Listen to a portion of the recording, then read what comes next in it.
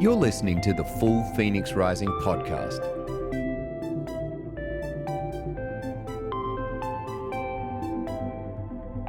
A church as a positive disruption for good.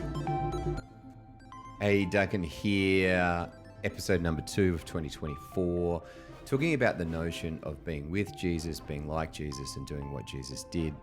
Not a new concept. I think this is probably the motto of like Bridgetown Church, which is John Mark Comer's church, but I think it captures a healthy sense of the nature of how we want people to grow deeper in a relationship with God. I really love the way Sammy Haddon at Northside says this. He says, we want people to belong before they believe and believe before they obey. Have a feeling that might actually be an Andy Stanley idea, but, like it's always someone's idea in the end, right? And we're ripping a lot of this stuff off from, first century Jews who later are being ripped off by some monastery in the 12th century. Anyway, the idea is that when it comes to a relationship with Jesus, there's no pre-work. Okay, so let me give you an example of this from Scripture. So this is Mark chapter 1, 14 to 20. I'm going to pick up from verse 16, okay? As Jesus walked beside the Sea of Galilee, he saw Simon and his brother Andrew casting a net into the lake. They were fishermen, and he says to them, "Come, follow me, and I will make you fishers of men." At once they left their nets and followed him. So we have two individuals who are professionally trained as fishermen. They got like no temple experience. Well, they probably do because they're in that culture, but they're not practicing to be rabbis in any way, shape, or form. And Jesus says to them, just come and follow me. There's no pre-work, there's no pre-assignments, there's no preparation before an individual comes to follow Jesus. And so the notion of is belonging before we believe, or just being with Jesus. So when it comes to a context of church, is it possible for an individual who has no prior experience with the church to come into a church and just sit there? I don't know the rules, I don't know the regulations, I don't know the practice, but what I have permission to do is make a whole bunch of mistakes and figure it out along the way. And in the process of figuring that out, maybe I move from being with Jesus to start being like Jesus. And that's the notion that Jesus is carrying here with the fisherman, is what I need you to do is just come and follow me.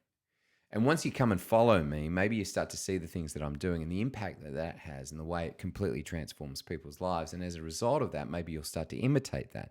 And in doing that, you'll start to do the things that I do. That's the notion. So as an individual walks into a church, do they have permission to just sit and be with Jesus? We just want you to be here. You don't need to know any answers. You don't need to have any solutions. But in being here, do you have a curiosity and a willingness to just listen and figure it out? If Jesus is who he says he is, does that mean that you're going to go from being with Jesus to being like Jesus, and maybe you start to do the things that he does? Belong, believe, and then obey. And if we get that order right, then suddenly people have permission to show up and not know what's going on. But that's okay, because we want you to figure it out, and we want to give you the space and the time to do that. And so in doing that, 3 important kind of Christ-centric questions that we need to ask is how do we be with Jesus? How do we be like Jesus? How do we do the things that Jesus do? And the concept is around the idea of discipleship. So what if a journey to discipleship, Peter Gregg concept, sees us going, see, sacrificed, and celebrate. And it's like a circle. And that circle starts with see. We're going to take a moment, and as we relax into the promises of Jesus, we're just going to see the ways that God, that Christ is at work in us and that Christ is work through us, right? Most of us have the emotional intelligence to realize there are things that God is working out in our lives, and we might be a little bit resistant to that. And in the notion of this very passage, at some stage we need to drop our nets and make a decision to do something about that. So we can sit there and see God's God's working on me here. God's doing this in my life. Okay. And so our ability to see and recognize those places and in those ways becomes really important, because after we see it and we acknowledge it, what we need to do is do what happens in this passage. So it happens twice. I'll make you fishers of men. And at once they dropped their nets and followed them. And then 2 verses later, without delay, he called them, and they left their father Zebedee in a boat with hired men and follow him. In both instances, they make a conscious sacrifice. So, in the notion of discipleship, it's not just enough for us to see the different places that God is at work in us and through us, but it requires us to consciously make a sacrifice. I, at the start of this year, made a conscious decision to quit social media, just off it, off Facebook, off Instagram. It's got a bunch of ramifications, makes it really, really hard to get in contact with me. But I just felt like for this year, as I was figuring out my rule of life, I wanted to be creative. I wanted to be a creator. And when I'm on social media, I'm just consuming that. I'm not feeling inspired to make it. And so I wanted to set aside a year where I had the capacity to do that. Meant sacrifice. There's a bunch that I'm missing out of. There's a bunch that I don't know what's going on with. Kind of makes me a bit annoying when you see me and you're like, I didn't know that. I'm not on social media. That's a bit frustrating. I get that. But I felt like if I wanted to start being really proactively creative for God, then I had to sacrifice something. And the thing that I needed to sacrifice was social media. It frees up more time, feel like I can be more present. And then that springboards a whole bunch of other stuff. And in this passage in Mark 1, what we see is them dropping their nets, releasing themselves from their previous profession so that they might be with Jesus. James and John leave their father. There is a sacrifice to family that takes place here so that they can be with Jesus.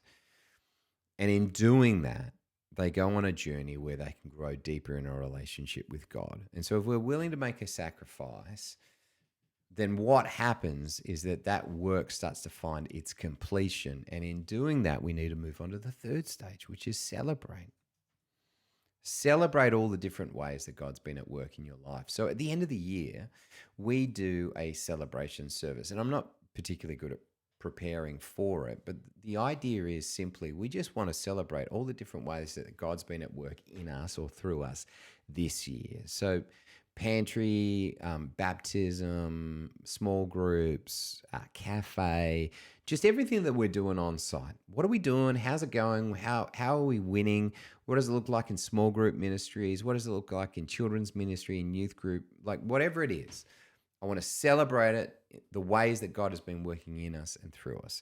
And the notion is that we kind of pull ourselves out of suffering servant mode.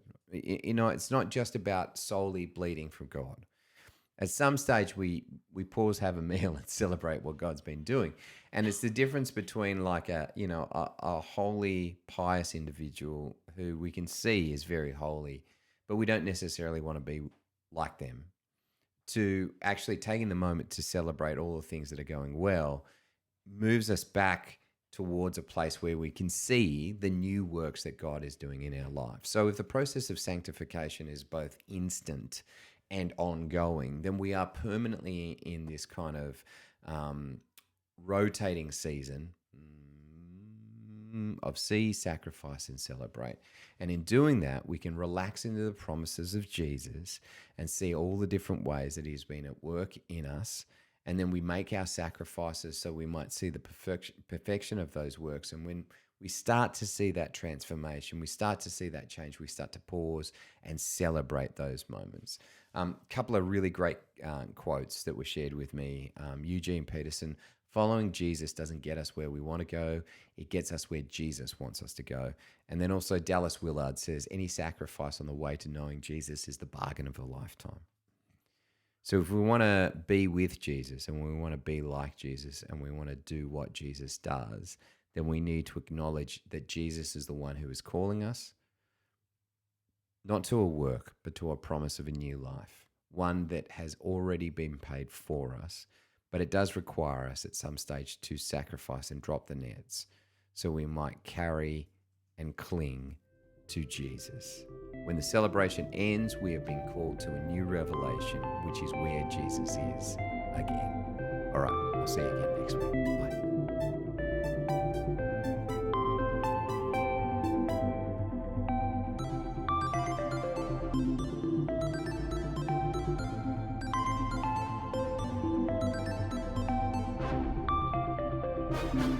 Bye.